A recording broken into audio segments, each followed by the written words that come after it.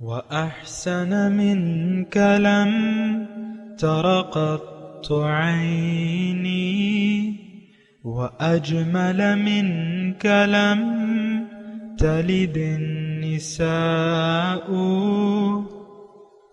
خلقت مبرأ من كل عيب خلقت مبرأ من كل عيب كأنك قد خلقت كما تشاء. كتاب أنزلناه إليك مبارك ليدبروا آياته وليتذكر أولو الألباب. یہ کتاب برکت والی ہے جسے ہم نے آپ کی طرف نازل فرمایا ہے تاکہ دانش مند لوگ اس کی آیتوں میں غور و فکر کریں اور نصیحت حاصل کریں. اللہم صلی علی سیدنا محمد وعلی آل سیدنا محمد بعدد کل ذرۃ مئۃ الف مرۃ. سامعین و ناظرین اکرام، السلام علیکم ورحمۃ اللہ وبرکاتہ. سامعین اکرام، سورہ فرقان آیت نمبر 27 سے 29، درس کا نمبر ہے 1668، حصہ دوم.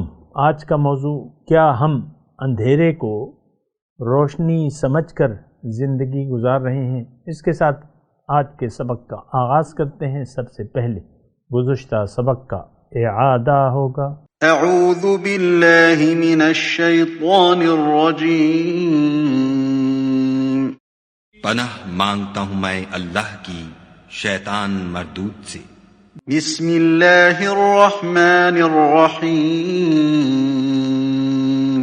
شروع اللہ کے نام سے جو بڑا مہربان نہایت رحم والا ہے. وَيَوْمَ يَعَضُّ الظَّالِمُ عَلَى يَدَيْهِ يَقُولُ يَا لَيْتَنِي اتَّخَذْتُ مَعَ الرَّسُولِ سَبِيلًا. اور جس دن ناقبت اندیش ظالم اپنے ہاتھ کاٹ کاٹ کھائے گا اور کہے گا کہ اے کاش میں نے پیغمبر کے ساتھ رستہ اختیار کیا ہوتا. یا ویلتا لیتنی لم اتخذ فلانا خلیلا. ہائے شامت، کاش میں نے فلاں شخص کو دوست نہ بنایا ہوتا. لقد اضلنی عن الذکر بعد اذ جاءنی وکان الشیطان للانسان خذولا. اس نے مجھ کو کتاب نصیحت کے میرے پاس آنے کے بعد بہکا دیا، اور شیطان انسان کو وقت پر دغا دینے والا ہے. سامنے کرام، سورہ فرقان آیت نمبر 27.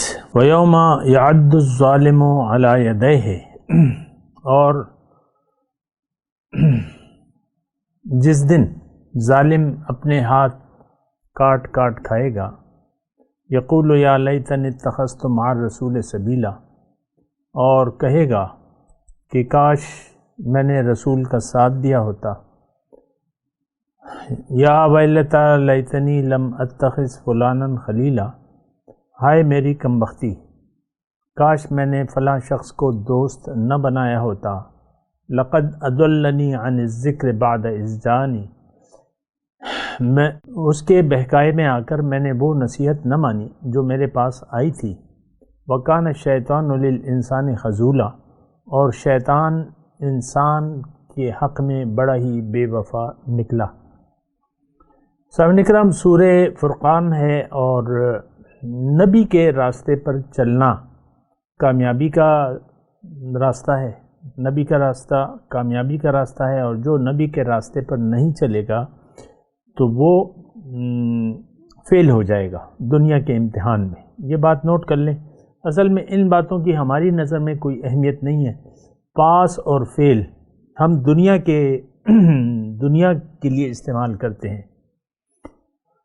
کم وقت میں زیادہ دولت حاصل کر لی، زیادہ تعلیم کر لی، زیادہ عہدے حاصل کر لیے، وہ شخص اس کو آپ کامیاب کہتے ہیں عام طور پہ. اور جس نے کمایا ہوا گنوا دیا، یا لگایا ہوا جو لگایا ہوا ہے، جو انویسٹمنٹ کی ہے وہ اگر ختم ہو گئی تو بینکرپٹ ہو گئے اب، تو پھر آپ کہتے ہیں مجھے بڑا نقصان ہو گیا۔ بہرحال یہ دیکھیں، ساری باتیں سوچنے کی ہیں۔ اللہ تعالیٰ نے یہ قرآن ہمارے نصیحت کے لیے نازل کیا ہے۔ وَلَقَدْ يَسَّرْنَا الْقُرْآنَ لِلذِّكْرِ فَهَلْ مِن مُدَّكِرٍ۔ اللہ تعالیٰ نے قرآن میں ارشاد فرمایا ہے کہ میں نے قرآن کو نصیحت کے لیے آسان کر دیا ہے، بس ہے کوئی جو سوچے اور سمجھے۔ یہ سوچنا اور سمجھنا ہمارے پروگرام میں نہیں ہے۔ قرآن کی باتوں پر سوچنا، اللہ تعالیٰ کی آیات پر غور کرنا، تو یہ ہمارے کتاب میں نہیں ہے۔ ٹھیک ہے، آپ کا جو بھی رویہ ہے، آپ اللہ تعالیٰ نے آپ کو اختیار دیا ہوا ہے۔ دنیا میں آ کے دیکھیں، دنیا میں ایک ایسا راستہ اللہ تعالیٰ آپ کو دکھاتا ہے جو آپ کو دنیا اور آخرت کی کامیابیاں اور کامرانیوں سے ہمکنار کر دیتا ہے۔ لیکن اگر اللہ کے بتائے ہوئے راستے پر نہیں چلتے آپ، تو پھر دنیا اور آخرت کا آپ کا نقصان ہوگا، چاہے آپ کے پاس من و ٹن و دولت ہو یا من و ٹن و سونا ہو۔ یہ بات نوٹ کر لیں۔ حقیقت میں ہم لوگ دنیا کے دھوکے میں پڑے ہوئے ہیں۔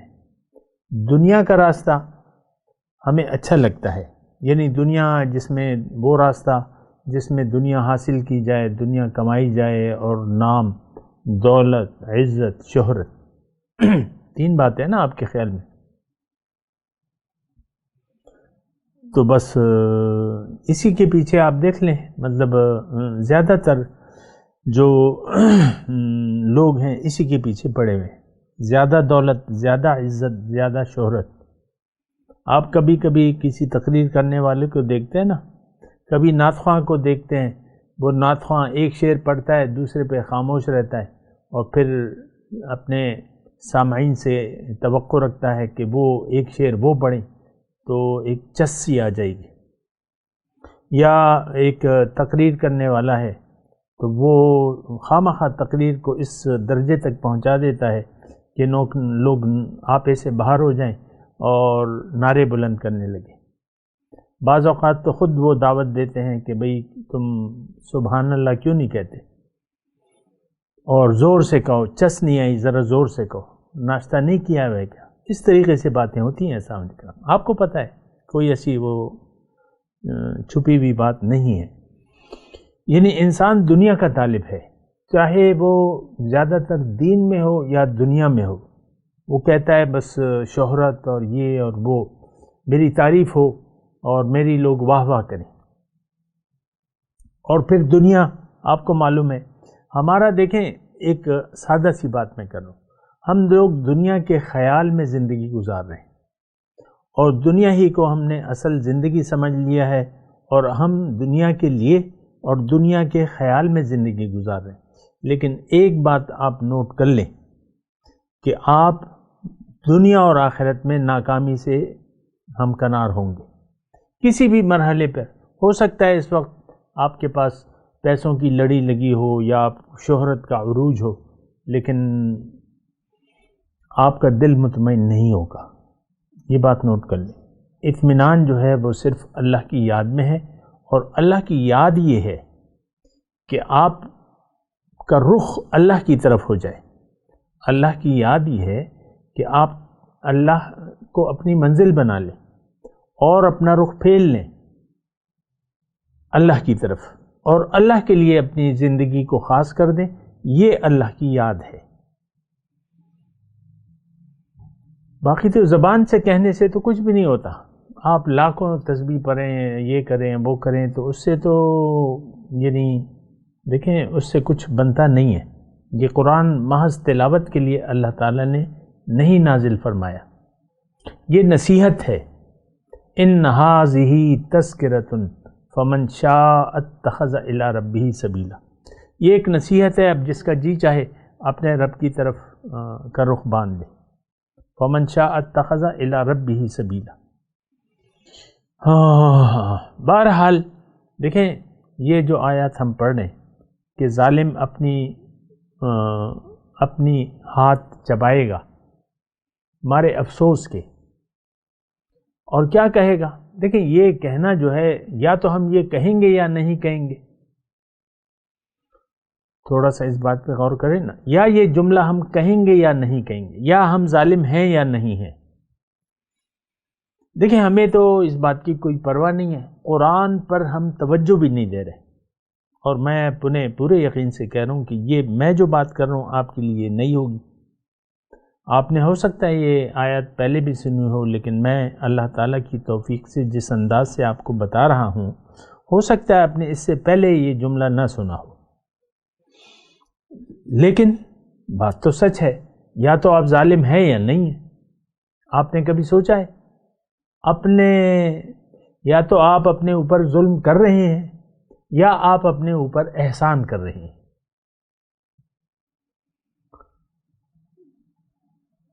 اللہ نے وَأَحْسِن كَمَا أَحْسَنَ اللَّهُ إِلَيْكَ، تم احسان کرو جس طرح اللہ نے تم پر احسان کیا ہے.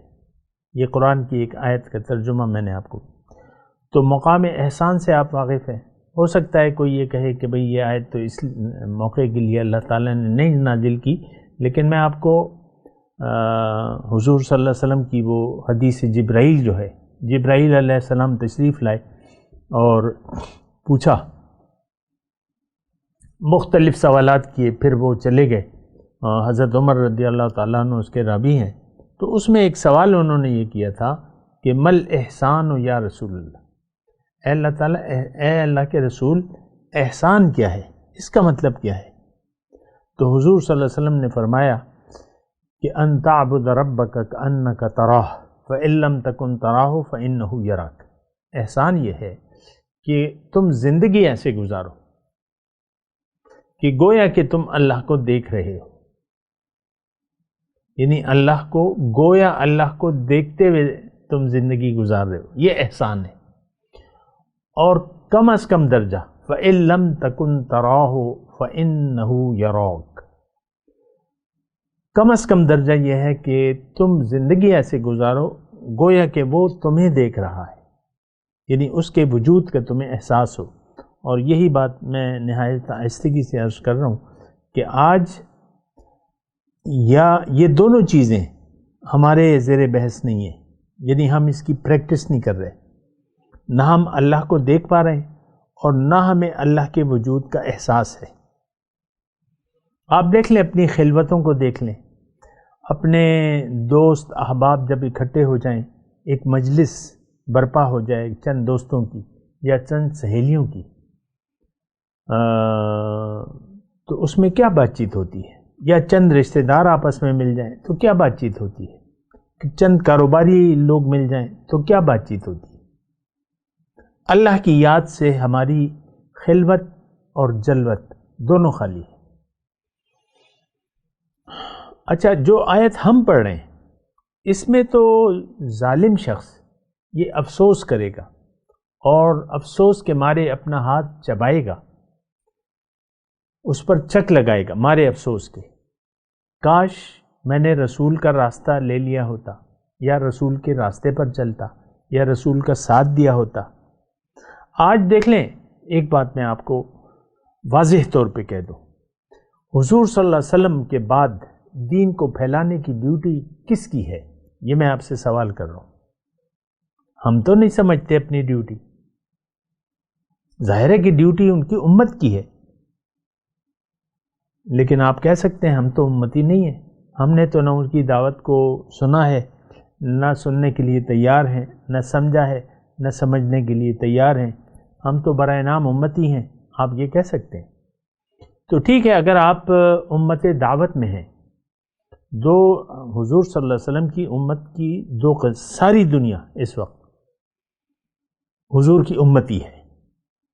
ایک امت دعوت ہے، ایک امت اجابت ہے. امت دعوت کا مطلب یہ ہے کہ جن لوگوں نے حضور صلی اللہ علیہ وسلم کی دعوت کو قبول نہیں کیا تو وہ امت دعوت میں ہیں. جنہوں نے قبول کر لیا تو وہ امت اجابت ہیں، جواب دے دیا. اجابت کا مطلب جواب دے دیا. اور یہاں پر میں ایک آیت آپ کو پڑھ کے سنانا چاہتا ہوں. اللہ تعالیٰ نے حکم دیا ہے کہ استجیبوا للہ وللرسول اذا دعاکم لما یحییکم. بات مان لو اللہ کی اور اس کے رسول کی جب وہ تمہیں بلائیں. اس میں تمہاری زندگی ہے. لما یحییکم، اس میں تمہاری زندگی ہے. تو جواب دینا تو بنتا ہے، لیکن ہم تو نہ دعوت کو جانتے ہیں، نہ جواب دیا ہے، نہ دینا چاہتے ہیں. کوئی اگر بتائے، یہ میں اپنے تجربات بتا رہا ہوں، اور یہ تو میں نہیں بلکہ جب سے ہم زوال پذیر ہوئے ہیں من حیث الامت، اور مشرکوں نے آ کے ہم پر قبضہ جما لیا. حالانکہ اس وقت کون تھا؟ غیر مسلم تھے، مشرک تھے. انہوں نے مسلمانوں کا قتل عام کیا کیونکہ مسلمان نہیں رہا تھا. وہاں سے جو ہمارا زوال شروع ہوا ہے آج تک وہ زوال جاری اور ساری ہے. پھر اس حالت پر ہم خوش بھی ہیں، یہ بڑا مسئلہ ہے. کوئی تحریک نہیں ہے جاگنے کی. تحریکیں ہیں لیکن وہ آپ کو معلوم ہے کہ وہ ان کا مدعا کیا ہے، وہ کیا کہتی ہیں. وہ تحریک کہ مسلمان لوگ اسلام کو قبول کر لیں، مسلمان صحیح ایمان لے آئیں.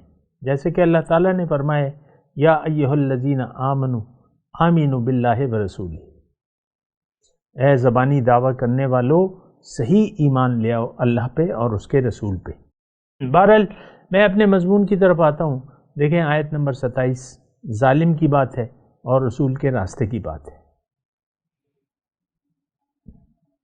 یا تو میں نے آپ کو کہا، پھر بھی کہہ رہا ہوں، یہ اصل میں بار بار اس لیے کہہ رہا ہوں کہ ہم لوگ نہیں سمجھتے کہ یہ آیت میرے لیے ہے، اور کتابوں میں بھی بعض یہ تو کافروں کے لیے ہے. ظالم تو کافر ہے، ہم تو مومن ہیں.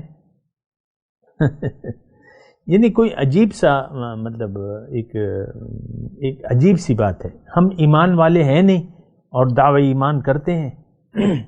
ایمان ہمارے دل میں نہیں ہے، ذرہ برابر ایمان نہیں ہے. ایمان کو تو ہم سمجھتے ہی نہیں ہیں.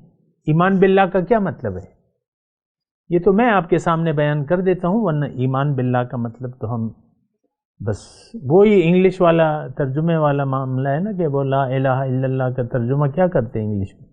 دیر از نو گاڈ بٹ ون گاڈ.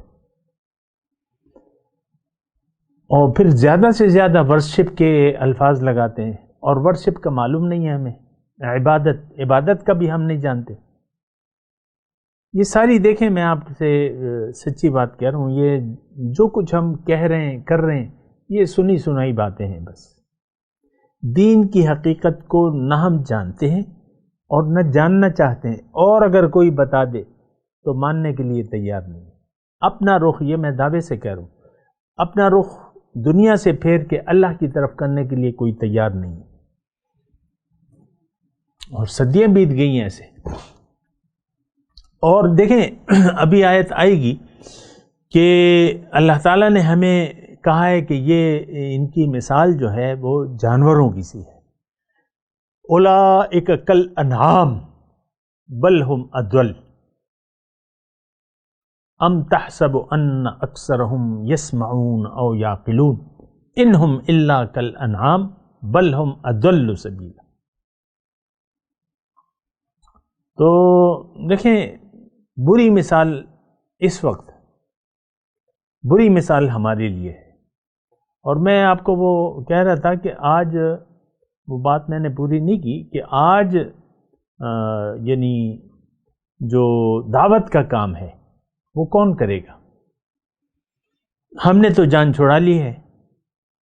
یہ دیکھیں یہ صدیوں سے معاملہ، دعوت کا کام نہیں ہو رہا.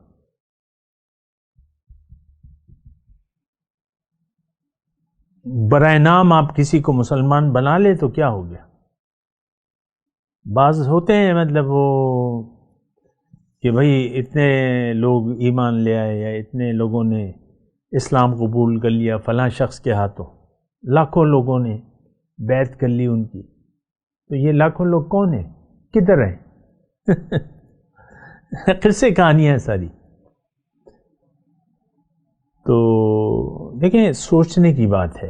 میرا تو یہ آیات قرآنی اگر میں پڑھ رہا ہوں اور بات کر رہا ہوں تو اس سے میرا مقصد کیا ہے؟ نصیحت. ان ھذہ تذکرۃ فمن شاء اتخذ الی ربہ سبیلا. یہ مختلف جگہ آئی ہے قرآن میں، اور میں سورہ مزمل کی آیت سنا رہا ہوں آپ کو. ایک تو یہ تو ایک نصیحت ہے، جس کا جی چاہے اپنے رب کا راستہ لے لے. رب کا راستہ رسول نے لیا ہے. ہم اگر رسول کے راستے پر نہیں چلتے تو پھر ہم ظالم ہیں، اور ظالم دنیا تو گزار لے گا. اللہ تعالیٰ نے ہمارے بارے میں فرمایا کلو و تمتعوا، اے مسلمانوں برائے نام جو دین کی ذمہ داری اٹھانے کے لیے تیار نہیں ہو تو کلو و تمتعوا فإن مسیرکم الی النار. کھاؤ پیو، کھا لو پی لو، لیکن تمہارا جانا آگ میں ہوگا. یہ برائے نام مسلمانوں سے اللہ تعالیٰ نے خطاب فرمایا ہے. تو اب دیکھیں، یا لیتنی اتخذت مع الرسول سبیلا، اس بات پہ تھوڑا سا غور کریں. چلیں ظالم کی تو میں نے بات کر دی، لیکن میں رسول کا ساتھ دینا. اب رسول کا ساتھ دینے میں مطلب کیا ہے؟ کہ آپ رسول کی امت، یہ مخاطب ہے کہ آپ رسول کی وہ ڈیوٹیاں لے لیں، رسول کا ساتھ دیں. اب دیکھیں مثال کے طور پہ ایک بڑا آدمی نے ایک بوجھ اٹھایا ہوا ہے، اور آپ اگر اس کا ساتھ دیں گے تو وہ بوجھ آپ اٹھا لیں گے کہ مجھے دے دیجیے. وہی بات میں کہہ رہا ہوں. دیکھیں یہ آج دنیا کو اسلام کی دعوت کون پہنچائے گا؟ اس بات کا تو آپ مجھے جواب دینا. ہم نے تو اپنے آپ کو مبرہ کر لیا ہے. ہمارے بارے میں اللہ تعالیٰ نے قرآن میں ایک آیت فرمائی ہے، مثل الذین حملوا التوراۃ ثم لم يحملوها کمثل الحمار يحمل اسفارا. دیکھیں یہ آیت ٹھیک ہے اہل کتاب کے بارے میں ہے، لیکن کیا ہم اہل کتاب نہیں ہیں؟ کیا ہم اہل قرآن نہیں ہیں؟ کیا ہم نے قرآن کو نظر انداز نہیں کر دیا؟ کیا ہم قرآن کی یعنی جو دین کی ذمہ داریاں ہیں، جو رسول کی ڈیوٹی تھی، کیا ہم نے اس کو اپنی ذمہ داری سمجھا ہوا ہے؟ کون دعوت دے گا؟ دیکھیں 1.5 ارب زبانی یہ دعوی ایمان کرنے والوں کو نکال لیں، باقی 6.5 ارب ایک بہت کثیر تعداد ہے. ان لوگوں کو دعوت کون دے گا؟ آپ مجھے بتائیں. دوسرا پیغمبر تو نہیں آنے والا. حضور صلی اللہ علیہ وسلم خاتم الانبیاء ہیں، لا نبی بعدی. تو اب کون وہ دعوت دے گا؟ یہ ظاہر ہے کہ پھر امت کی ڈیوٹی ہوتی ہے. ہماری اللہ تعالیٰ نے فرمایا کہ کنتم خیر امت اخرجت للناس، تم ایک بہترین امت ہو، میں نے تمہیں اور لوگوں کے لیے بنایا ہے. قرآن کی آیت میں آپ کے سامنے پیش کروں، کنتم خیر امت اخرجت للناس، کہ تمہیں میں نے اور باقی دنیا کے لیے بنایا ہے. ہم نے تو یہ ذمہ داری نہ اٹھائی ہے، نہ اٹھانا چاہتے ہیں. ہم تو خود کفر، شرک اور منافقت کی اندھیریوں میں گرے ہوئے ہیں. ہمارا رویہ مشرکانہ ہے، ہماری سوچ کافرانہ ہے، ہمارا رویہ منافقانہ ہے، ہمارا طرز زندگی منافقانہ ہے. زبان سے جو کہتے ہیں وہ کرتے نہیں ہیں. صرف نماز جو ہے اس پہ آپ غور کریں کہ شروع سے آخر تک آپ جھوٹ بول رہے ہوتے ہیں. نماز کی ابتدا آغاز آذان سے ہوتا ہے، اور آذان کا آغاز تکبیر سے ہوتا ہے، اللہ اکبر، اور اختتام بھی اللہ اکبر سے ہوتا ہے. دیکھیں آذان. پھر آپ جب نماز کا آغاز کرتے ہیں تو تکبیر تحریمہ فرض ہے. اور تکبیر تحریمہ کیا ہے؟ کہ آپ اللہ اکبر کہہ کے ہاتھ باندھ دیں. یعنی فقط رب کو بڑا کریں. یہ تو انسانیت کی اس میں نجات ہے. حضور صلی اللہ علیہ وسلم آئے تو ان کو اللہ تعالیٰ نے یہ حکم دیا، یا ایھا المدثر قم فانذر وربک فکبر، اٹھیے اور ڈرائیے اور فقط رب کو بڑا کیجیے۔ حضور صلی اللہ علیہ وسلم تشریف لائے، فقط رب کو بڑا کیا انہوں نے۔ ہمارا تو ہم نے تو اپنے نفس کو بڑا سمجھ لیا ہے، ہم تو اپنے نفس اور شیطان کے پیروکار ہیں، برا نہ مانے لیکن حقیقت یہ ہے۔ بیگم صاحبہ اگر ناراض ہو جائیں تو دنیا کی کوئی ہستی ان کو راضی نہیں کر سکتی، نہ اللہ کا حکم قرآن، نہ حدیث حضور کی بات، تو باقی کیا رہ گیا؟ اسی طرح اس کا میاں جو ہے وہ ناراض ہو جائے کسی بھی دنیا کی بات پر تو اس کی یعنی بیگم کی یہ مجال نہیں ہے، وہ سوری سننے کے لیے، نہ بیوی سوری سننے کے لیے تیار ہوتی ہے، نہ جب شوہر غصے میں ہوتا ہے، کیونکہ تو وہ تو اس پر نفس حاوی ہوتا ہے۔ یہ میاں بیوی کی تو میں آپ کو سمجھانے کے لیے بات کرتا ہوں، اصل میں تو ہم نفس اور شیطان کے پیروکار ہیں، نفس ہم پر حاوی ہے۔ آج دین کو ہم نے اپنی خواہشات کے تابع کر لیا ہے، جو چیز پسند آتی ہے وہ کرتے ہیں اور جتنی ہم چاہتے ہیں اتنا کرتے ہیں۔ تو بات یہ دیکھیں، ایک بہت ہی زیادہ جو ہے وہ ہم برے حالات میں زندگی گزار رہے ہیں۔ برے حالات اور کیا ہیں کہ جس راستے پر ہم چل رہے ہیں اس کا انجام آگ ہے، یہ واضح طور پہ میں آپ کو، یعنی ہم نے آخرت کو فراموش کر دیا ہے، اللہ کی یاد سے ہمارے دل غافل ہیں، دنیا کی یاد سے ہمارے دل آباد ہیں، اور ہم دنیا ہی کے لیے زندگی گزار رہے ہیں، درہم و دینار کے بندے ہیں۔ اور حضور صلی اللہ علیہ وسلم نے ان کے لیے کہا ہے کہ تعس عبد الدینار و عبد الدرہم، کہ تباہ ہو جائے درہم و دینار کا بندہ، فتعسل لہم، ہلاکت ہے، ہلاک ہو جائے درہم و دینار کا بندہ۔ آج کا مسلمان دنیا کا بندہ ہے، بس اس کی سمجھ میں اور کچھ نہیں آتا۔ فَأَعْرِضْ عَمَّنْ تَوَلَّى عَنْ ذِكْرِنَا وَلَمْ يُرِدْ إِلَّا الْحَيَاةَ الدُّنْيَا، اے نبی آپ اس شخص سے اپنا رخ پھیر لیجئے جو پھر گیا میری یاد سے۔ اب اس کا ارادہ جو ہے وہ صرف دنیا کا ہے، نہیں چاہتا یہ صرف دنیا کی زندگی۔ لم یرد الا الحیاۃ الدنیا، ان الذین لا یرجون لقاءنا ورضوا بالحیاۃ الدنیا واطمأنوا بها والذین هم عن آیاتنا غافلون اولئک مأواہم جہنم۔ جو لوگ میری ملاقات کی امید نہیں رکھتے اور دنیا کی زندگی پر راضی ہیں اور اس پر مطمئن ہیں، اور جو ہمارے احکامات سے غافل ہیں، ان کا ٹھکانہ جہنم ہے۔ اللہ تو دیکھیں مسئلہ جو ہے بہت زیادہ ٹیڑھا ہو گیا ہے، چار سو اندھیرے ہیں، اس میں ان اندھیروں کو ہم نے روشنی سمجھ لیا ہے۔ طرفہ تماشا یہ کہ روشن خیال، ہم تو یہ آج کا معاشرہ بڑا روشن خیال ہے، تو کیا مطلب روشن خیال خاندان میں وہ پیدا ہوئی۔ آپ کسی کی وہ بایوگرافی بیان کرتے ہیں نا، وہ ایک روشن خیال خاندان سے تعلق رکھتے ہیں۔